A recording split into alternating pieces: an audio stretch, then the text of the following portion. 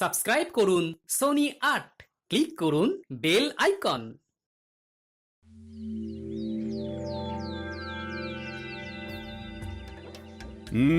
সুপ্রভাত সবাইকে। তা বলো, সকলে এই 4 দিনের ছুটি কেমন কাটালে? আমার তো হিসেব করে করেই কেটে গেল মহারাজ। বাবা বাবা বাবা, তা খুব খরচ করে ফেলেছো বুঝি? আমার তো মোহর গুনে গুনেই কেটে গেল মহারাজ। তোমার তো অগুন্তি মোহর, সেক্ষেত্রে গুনতে তো হবেই। আমি মেয়ের বাড়ি গিয়েছিলাম মহারাজ। হ্যাঁ, ছুটিতে একটু না ঘুরতে গেলে হয়? আমি বাড়িতেই ছিলাম, খেয়েছিও কম, যাতে খরচ বেশি না হয় আমার সঞ্চিত ধন। হ্যাঁ, বেশি খেয়ে মোহর সব না উড়িয়ে দেওয়াই ভালো। যাই হোক, তাহলে দেখছি এই 4 দিন তোমরা সবাই খুব ভালোই কাটিয়েছো। হ্যাঁ, না মহারাজ, আমরা এই 4 দিনের ছুটি কেউ খুব ভালো করে কাটাই। মানে এই যে তুমি মেয়ের বাড়ি গিয়েছিলে, বৈদ্য এই ছুটিতে এত জিনিস কিনেছে যে হিসেব করেই কাটিয়েছে। সভাকবি বাড়িতে ছিল কিন্তু কম খেয়েছে, আর মন্ত্রী অগুন্তি মোহর গুনেছে। তাহলে সবাই তো মনের সুখে যে যার কাজ করেছে। মহারাজ, অনেক সময় মুখে শুনে যা ভাবা হয় তা ঠিক হয় না মহারাজ। আমি মেয়ের বাড়ি গিয়েছিলাম কিছু আনাজপত্র আনতে, যাতে বেশ কিছু মাস আমার বাজার করতে না হয়। কারণ এখন বাজারে জিনিসপত্রের যা আকাশ ছোঁয়া দাম মহারাজ। আমিও এই কদিনের ছুটিতে প্রচুর জিনিস কিনে তার দাম হিসেব করতে বসিনি মহারাজ। আমি হিসেব করছিলাম বেতন পেয়ে কোন খাতে কতটা খরচ কমিয়ে গোটা মাস জীবন ধারণ করতে পারবো। আমিও যাতে বেশি না খেয়ে তাড়াতাড়ি আনাজপাতি শেষ করে ফেলি, সেই জন্যই কম কম খাচ্ছিলাম। এরকমের কারণটা কি বুঝতে পারছি না তো। তোমরা তো সবাই যথেষ্ট পরিমাণে বেতন পাও, তাহলে আগে মহারাজ, অপরাধ নেবেন না। আপনার এই বেতনে এখনকার যা পরিস্থিতি, তাতে আমাদের মাস চালানো খুব দুষ্কর হয়ে যাচ্ছে। মহারাজ, আপনি বেতনের দিকটা একটু ভাবলে ভালো হয়। বেতনের দিকটা ভেবে দেখবো মানে কি বলতে চাইছো? বেতন বাড়ান মহারাজ, বেতন বাড়ান। অসম্ভব, অসম্ভব। এই তো বিগত 4 মাস আগেই বেতন বাড়িয়েছি। তোমরা সবার কাজের পাশাপাশি উপরি আয়ের ব্যবস্থা করো। উপরি আয়? মহারাজ, মাথা ঠান্ডা করুন। একটু ভাবুন মহারাজ, একটু ভাবুন। আমি তোমাদের কথা অনেক ভেবেছি, এবার তোমরাও আমার কথা একটু ভাবো। আমি বেতন বাড়াতে পারছি না, আর আজকের মতো এখানেই সভা শেষ করছি। তোমরা সবাই এসো। বেতন বাড়ানোর কথা বলতেই সবার কাজ শেষ করে দিলেন। এ আবার কেমন ব্যবহার?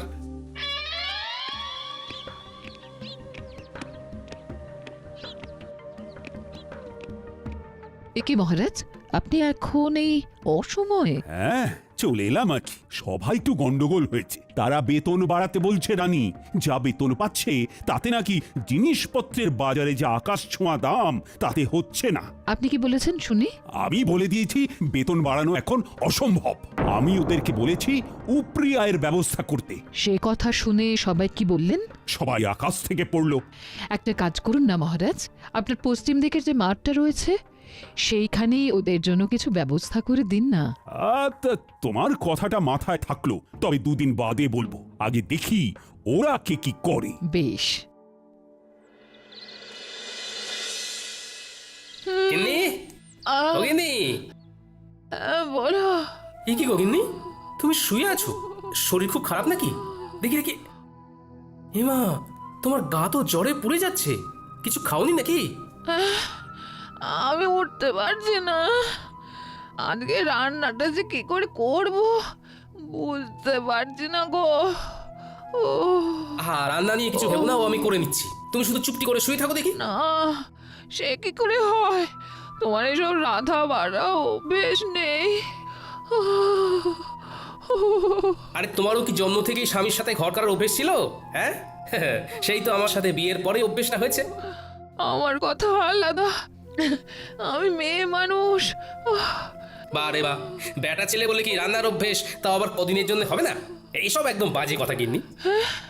তাও আমার খারাপ লাগবে। তুমি এখন থামো তো গিন্নি। শোনো, আমি এই কদিন রাঁধবো, আর তুমি শুধু গ্যাট হয়ে খাটের উপর বসে খাবে, বিশ্রাম নেবে। তুমি শুধু আমি রান্নাটা কেমন করি সেটা দেখো।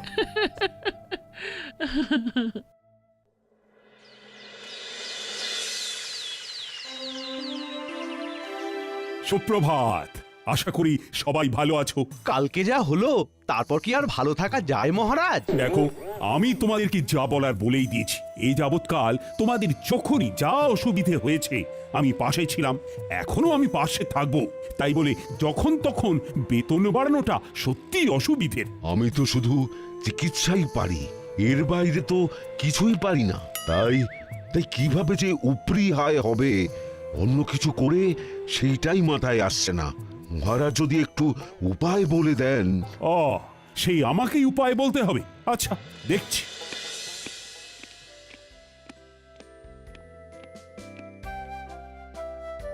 মহারাজ, বলছি কি, সুপ্রভাত রানীমা। সুপ্রভাত। আশা করি সকলে ভালো আছেন। ভালো নেই, খুব সমস্যায় আছি রানীমা। তা আজকে গোপাল আসেনি কেন?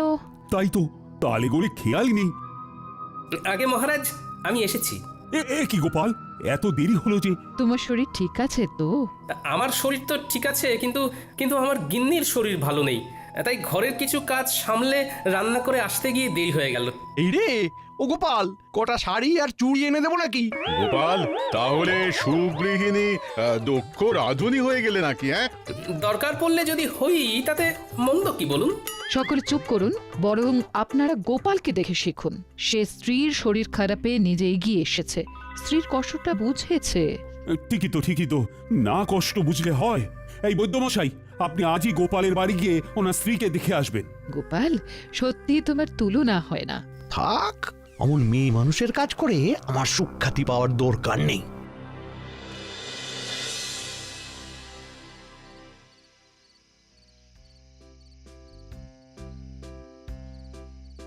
কি ব্যাপার রানী, এমন উদাস ভাবে বারান্দায় দাঁড়িয়ে? ভাবছি গোপাল গিন্নির কত ভাগ্য ভালো। কেন? এই যে সে এমন এক স্বামী পেয়েছে যে তার সব দুঃখ কষ্ট বোঝে। ও, আর তোমার স্বামী বুঝি সেটা বোঝে না?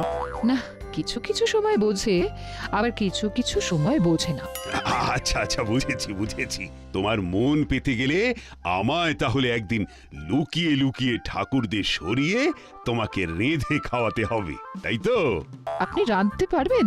কি জানি, তবে চেষ্টা করে দেখতে পারি। আমার মনে হয় আপনি আর আপনার সভাসদেরা, মানে গোপাল বাদে কেউ রাঁধতে পারবেন না। এত বড় অপবাদ দিও না রানী। গোপাল ছাড়াও আর বাকিদের ভিতরে কেউ না কেউ নিশ্চয়ই রাঁধতে পারে। বলছেন? আচ্ছা, একটা কাজ করলে কেমন হয়? কাজ? কি কাজ? আপনাকে ওই দিন বলছিলাম না, আপনার পশ্চিম দিকের মাঠটায় ওদের কিছু একটা উপরি আয়ের জন্য ব্যবস্থা করে দিন। হ্যাঁ, তার সাথে এর কি সম্পর্ক? শুনুন, আপনি আপনার সভাসদদের বলুন তারা ওই মাঠটায় নিজের ইচ্ছে মতো তৈরি করা খাবারের দোকান ওই বিকেলবেলার দিক থেকে রাত্রিবেলা পর্যন্ত দিতে পারেন। তাতে কি লাভ হবে? তাতে এনাদের উপরি আয়ও হবে। সবার কাজ শেষ করে তারা অনায়াসে খাবার দোকান খুলে খাবার বিক্রি করতেই পারবেন। হ্যাঁ, দারুণ বলেছে তো। আচ্ছা, তাই খাবারগুলো কি সভাসদেরই বানাতে হবে? এমন কোনো কথা আছে কি? মানে যেহেতু তুমি তখন ওই রান্নার প্রসঙ্গ তুলেছিলে, তাই জিজ্ঞাসা করছি। সেই খাবারগুলো সভাসদেরই বানাতে হবে এমন তো কোনো বাধ্যবাধকতা নেই। তারা চাইলে তাদের স্ত্রী বা বাইরের কারো সাহায্য নিতেই পারেন। তবে যারা নিজের হাতে খাবার বানিয়ে বিক্রি করবেন তাদেরকে পুরস্কার হিসেবে 2 থলি করে মোহর দেওয়া হবে। রানী, তোমার প্রস্তাবটাকে আরেকটু পরিবর্তন করে দিই।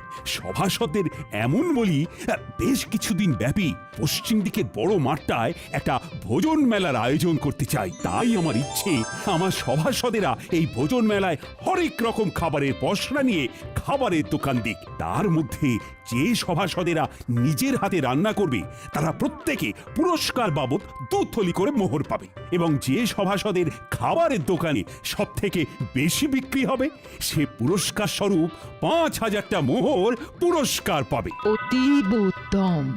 শুধু শুধু উপরি আয়ের জন্য ওনারা সবাই খাবারের দোকান খুলতে রাজি নাও হতে পারেন, তার থেকে পুরস্কারের কথা বলে মেলায় খাবারের দোকান খোলার প্রস্তাব দেওয়াটা একদম উপযুক্ত। আপনি কালকেই ঘোষণা করে দিন মহারাজ। ভাবছি আমিও যদি দোকান দিই তাহলে আমাকে পুরস্কার দেবে বলো তো রানী? তা আমি কি জানি।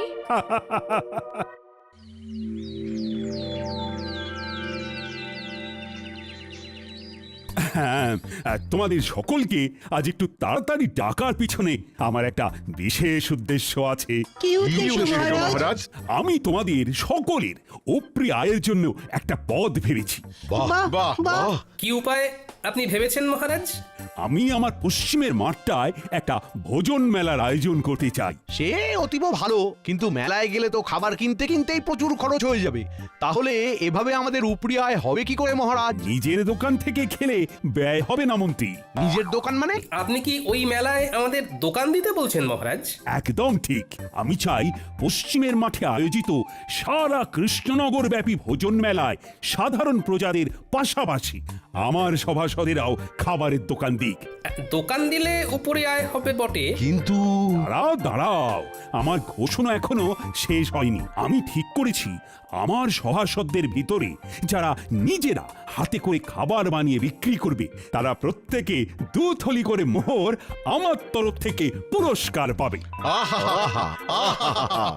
আহা, দাঁড়াও, এখনো তো কথা শেষ হয়নি।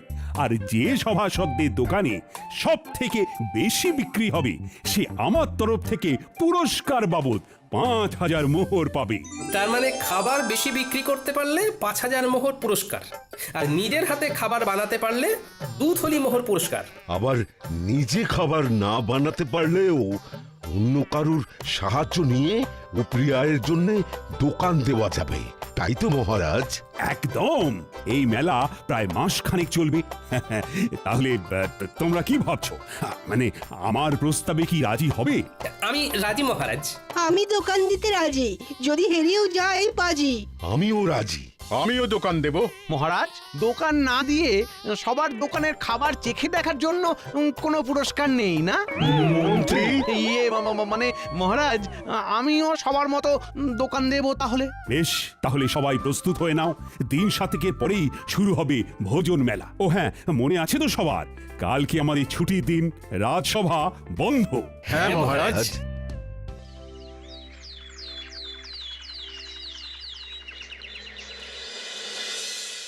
গিন্নি, ও গিন্নি, আরে ও গিন্নি, শোনো না। হ্যাঁ, তাহলে তাহলে তুমি বলছো আমি বেশ ভালো করেই জিলিপি, অমৃতি, গজা এসব বানাতে পারবো না? হ্যাঁ, খুব খুব ভালো করে পারবে।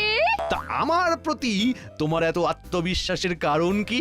আরে বাবা, জিলিপি অমৃতি বানাতে গেলে শুধু ময়দার মিশ্রণটা এই টকবকে গরম তেলের ভিতরে ভালো করে প্যাঁচ দিয়ে গোল গোল আকৃতি করে পাক দিলেই তৈরি হয়ে যায়।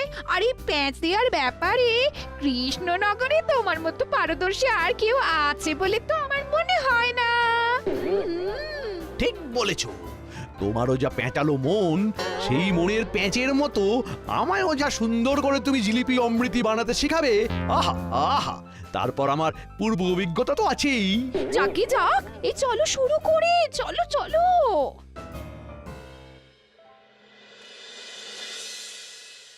বলি, ও গোপাল, আমার দ্বারা এসব হবে না। আমি আগে কখনো রান্না করিনি। হবে না মানে? সব হবে। তুমি নিজে না একজন বিজ্ঞানী, তুমি এরকম করলে হবে?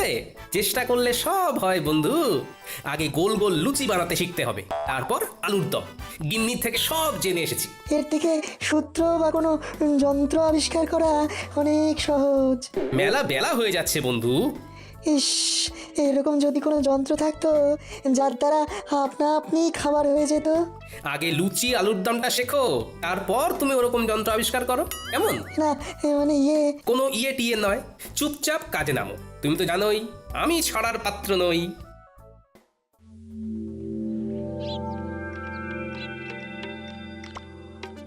কি হে বন্ধু, কি খবর? বিজ্ঞানী কি রান্না করেছে জব্বর? শিখিয়ে তো এলাম তাকে, একদম ফল পাওয়া যাবে ভোজন মেলায় হাতে নাতে। আহা, কি দারুণ ছন্দ! দেখো তো কেমন বেরোচ্ছে ঘুগনির গন্ধ। কি দারুণ গন্ধ! তা সভাকবি, তুমি কি রাঁধতে পারো? হ্যাঁ, আমি রাঁধতে পারি, তাতে নেই কোনো সংশয়। সেই জন্যেই মেলায় বিকাবো ঘুগনি ও মুড়ি মহাশয়। সাবাস বন্ধু, সাবাস। তা তুমি কি বেচবে গোপাল? ঠিক করেছো কি ঘুম থেকে উঠে সকাল সকাল? না বন্ধু, কিছু ঠিক করিনি এখনো, দেখি কি বিক্রি করি। হ্যাঁ, তাড়াতাড়ি ঠিক করে ফেলো, কারণ খুব তাড়াতাড়ি দিন যে ঘনিয়ে এলো। গোপাল, ভেবেছি চপের দোকান দেব, কিন্তু বেসন গুলতে গিয়েই তো কাল ঘাম ছুটছে। আপনার এই দুই হাতে নিজে এত পাচন গুলেছেন, আর এখন বেসন গুলতে গিয়ে নাকানি চোখানি খেলে হবে? আমার ভয় করছে গোপাল। দেখি তো, আমার সামনে আপনি গুলতে বসুন, কেমন ভয় লাগে আপনার দেখি। গোপাল, তুমি পারো বটে। একবার হাঁক দিলাম আর তুমি সাহায্য করতে চলে এলে। বৈদ্যমশাই, আমরা একই রাজ্যের লোক, তাই বিপদে ডাক শুনেও মুখ ঘুরিয়ে না শোনার ভান করে বসে থাকলে হবে?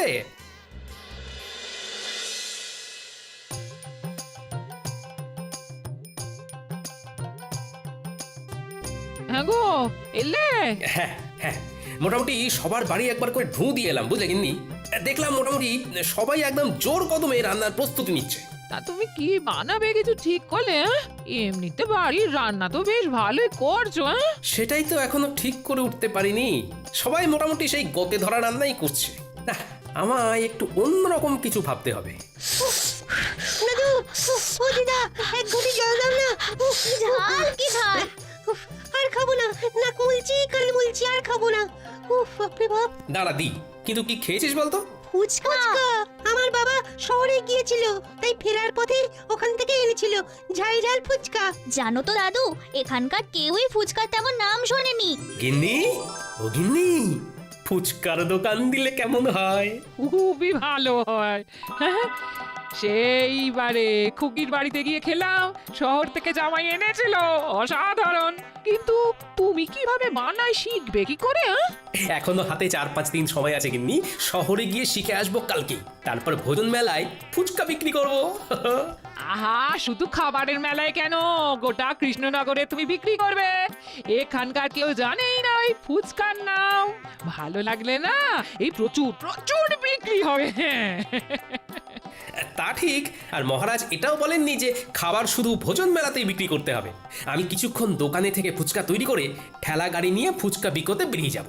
তারপর তুমি আর ন্যাপলা পুঁটি গুলটে দোকান সামলাবে। দাদু, তুমি চিন্তা করো না, আমরা সব সামলে দেব।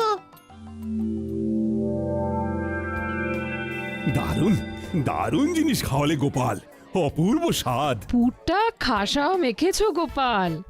শুভেচ্ছা বন্ধু, একদম অন্য ধরনের জিনিস খাওয়ানোর জন্য। আর অসংখ্য ধন্যবাদ আমাকে লুচি আলুর দম শিখিয়ে দেওয়ার জন্য। আরে ধুর, কি যে বলো, তা বিক্রি কেমন হচ্ছে? আমার দোকানেও মন্দ নয়। আমার দোকানেও তোমার কল্যাণে বেশ ভালোই বিক্রি হচ্ছে। বাহ, শুনে ভালো লাগলো। হ্যাঁ গো, আর দেরি করো না, দেরি করো না, ফুচকার ঠেলাটা নিয়ে গুলটিকে সঙ্গে করে নিয়ে রওনা দাও, আমরা দোকান সামলে নিচ্ছি। হ্যাঁ, ঠিক বলেছো গিন্নি। এই গুলটে, চল চল চল।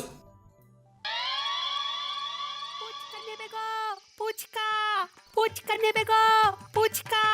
ভোজন মেলায় গোপালের বিখ্যাত ফুচকা। এক মোহরে 7টা, খেয়ে যাও খেয়ে যাও, এক মোহরে 7টা। ফুচকা নেবে গো। ফুচকাটা আবার কি? হ্যাঁ হ্যাঁ, আমি বুঝেছি বুঝেছি, ফুচকা কি, তাও আবার খাবারের মেলায় গোপালের বিখ্যাত ফুচকা। চল চল চল, খেয়ে দেখবি, চল বাকিদেরও ডাক। একটু ভালো খেতে, ভালো খেতে, আরো দিন আরো দিন, আমায় ফুচকা দিন। দাদু, মন বলছে এই এক ঠেলা গাড়ি ফুচকা না নিমেষেই শেষ হয়ে যাবে। দেখে নিও দাদু, তুমি হবে সেরা বিক্রেতা। দূর পাগলা, সেরা বিক্রেতা না, সর্বোচ্চ বিক্রেতা। দুটো একসাথে বললেও কিন্তু মন্দ লাগবে না।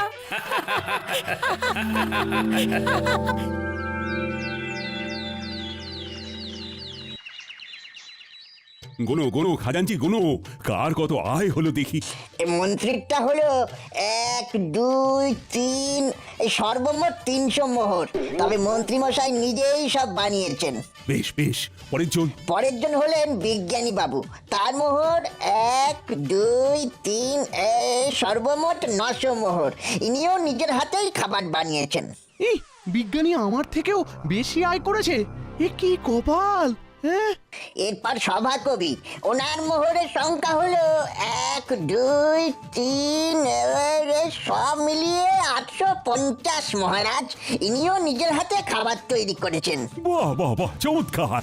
তারপর এরপর বৈদ্যমশাই, ওনার মোহর হলো 1, 2, 3, 600 মোহর মহারাজ। ইনিও নিজেই চপ বানিয়েছেন। এরপর গোপাল, মোহর হলো এই 1 2 3 7,000 7,000 মোহর মহারাজ। ওরে বাবা! সাবাস গোপাল সাবাস, তুমি বিজেতা। এই এই এই এই ফলাফল মানি না, কারণ গোপাল শুধু ভোজন মেলায় নয়, সারা গ্রাম সারা রাজ্য ফুচকা বিক্রি করেছে। মন্ত্রীমশাই, মহারাজ শুধু বলেছিলেন ভোজন মেলায় খাবারের দোকান দিতে। উনি এর পাশাপাশি এরকম কিছু বলেননি যে সেই খাবার কেবলমাত্র ওই মেলা ছাড়া মেলার বাইরে কোনোভাবেই বিক্রি করা যাবে না। তাই আমি আমার ফুচকার বিক্রি বাড়ানোর জন্যে মেলা ছাড়াও মেলার বাইরে এই রাজ্যের অন্যান্য গ্রামেও বিক্রি করেছি। সুতরাং আমি জানি আমি কোনো অন্যায় বা অসততার কাজ করিনি। আমি গোপালের এই যুক্তিকে খণ্ডাতে পারবো না, কারণ গোপাল একদম অকাট্য যুক্তি দিয়েছে। ধন্যবাদ ধন্যবাদ গোপাল, তুমি আরেকবার আমাদের চোখ খুলে দেখিয়ে দিয়েছো যে কিভাবে সততার সাথে পরিশ্রম করে নিজের আয় বাড়ানো যায়, কিভাবে বুদ্ধি খাটিয়ে কোনো নতুন জিনিসকে সবার সামনে তুলে ধরা যায়। সেই জন্যেই তো গোপাল আমাদের সবার থেকে আলাদা। নাও আনো এবার পুরস্কারটা, তার সাথে সবাই মিলে বলো গোপাল আমাদের সেরা, তাই ধন্য হয়েছি মোরা। গোপাল আমাদের সেরা, তাই ধন্য হয়েছি মোরা। For more updates, subscribe to our channel, click the show links and enjoy watching the videos.